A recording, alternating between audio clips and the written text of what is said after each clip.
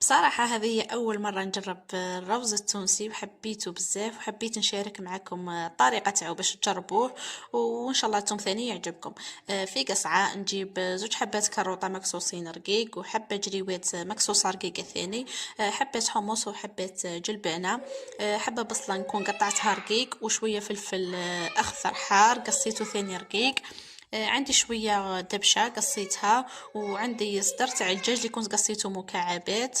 نضيف المكون الاساسي واللي هو ربط السلق. انا ما عنديش الفريشكا، درته كان عندي مقلص عاودت غسلته وكبيته في القصعه تاعي.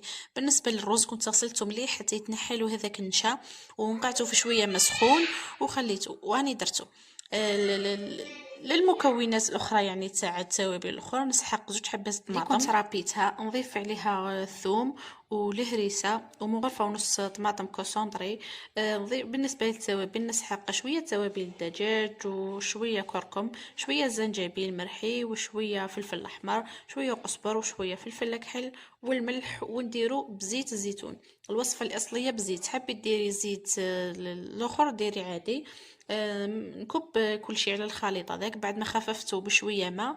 المكون الاساسي ثاني واللي هو شويه نعناع، اذا يابس اذا تحبي ديريه تحبي ما ديريهش كيما تحبي انت حسب الذوق تاعك. نخلط كلش بيديا، بعد نجيب الكسكاس اللي يكون راح نفور فيه، نضيف عليه الفراشات باش تتوزع عن الحراره قد ونكب عليها هذاك الروز.